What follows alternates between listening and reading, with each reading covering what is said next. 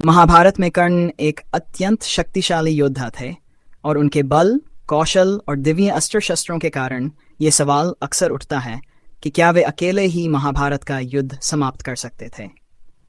इस पर चर्चा करने के लिए हमें कर्ण के व्यक्तित्व, उनकी परिस्थितियों और महाभारत के संदर्भ को समझना होगा। कर्ण का जन्म और क्षमता। कर्ण सूर्यदेव और कुंती के पुत्र थे। उनका जन्म क्षत्रिय गुणों और दिव्य शक्तियों से परिपूर्ण था।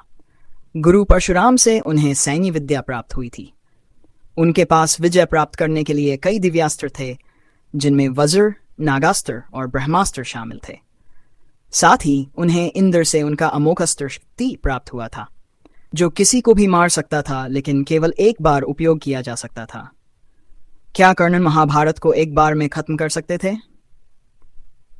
सैद्धांतिक रूप से कर्ण की क्षमताएं इतनी बड़ी थीं कि वह अकेले युद्ध को निर्णायक रूप से समाप्त कर सकते थे। इसके पीछे कुछ मुख्य कारण हैं। दिव्यास्त्रों का अधिपत्य।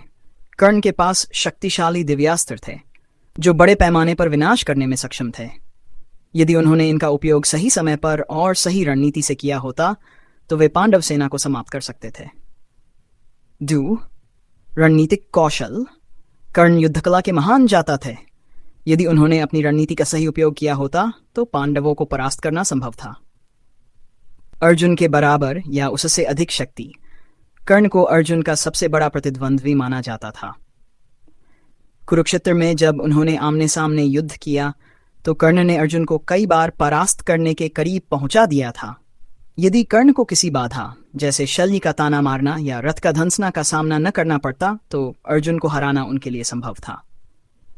चस, द्रोण, भीष्म और अश्वत्थामा से श्रेष्ठता। कर्ण के युद्ध कौशल को कई बार इन महान योद्धाओं के बराबर या उनसे ऊपर बताया गया है।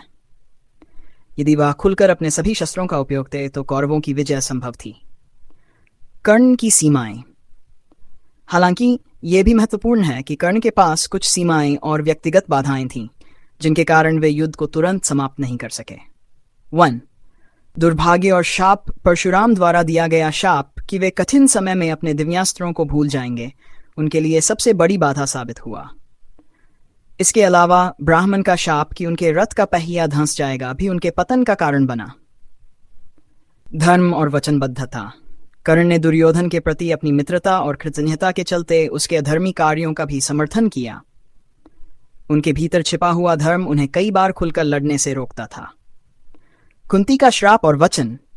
युद्ध से पहले कुंती ने कर्ण से वचन लिया कि वह 5 पांडवों में से अर्जुन को छोड़कर किसी और को नहीं मारेगा। इस कारण कर्ण ने युद्ध में अपनी पूरी ताकत का उपयोग नहीं किया। शल्य का व्यवहार। कर्ण के रथ के सारथी शल्य ने पूरे समय उनका अपमान किया और उनका मनोबल गिराया। इसके कारण उनकी रणनीति कमजोर पड़ गई। कृष्ण का प्रभाव। भगवान कृष्ण ने युद्ध के दौरान पांडवों की रक्षा और मार्गदर्शन किया। कृष्ण की रणनीति, अर्जुन को प्रेरित करना और धर्म की ओर युद्ध को मोड़ना, कर्ण की जीत को असंभव बना देता था। महाभारत में कर्ण की भूमिका। कर्ण का व्यक्तित्व और क्षमता महाभारत का एक केंद्रीय बिंदु है। वह पांडवों के सबसे बड़े खतरे थे। हालांकि उनका जीवन हमेशा शापों, वचनबद्धता और दुर्भाग्य से घिरा रहा। उनकी मृत्यु के बाद स्वयं कृष्ण ने युधिष्ठिर को बताया कि कर्ण उनका सबसे बड़ा शत्रु था और यदि वह जीवित रहता, तो पांडवों की जीत असंभव थी। कर्ण के पास वह शक्ति और क्षमता थी कि वह महाभारत को अकेले खत्म कर सकते थे, लेकिन उनकी नैतिकता, वचन और भाग्य के कारण ऐसा नहीं हो सका। उनके भीतर की दुविधा और अपने कर्तव्यों के प्रति निष्ठा ने उन्हें महान योद्धा तो बनाया, लेकिन विजेता नहीं। महाभारत में कर्ण एक ऐसे नायक के रूप में उभरते हैं जो अपनी परिस्थितियों और शापों का शिकार हो गया,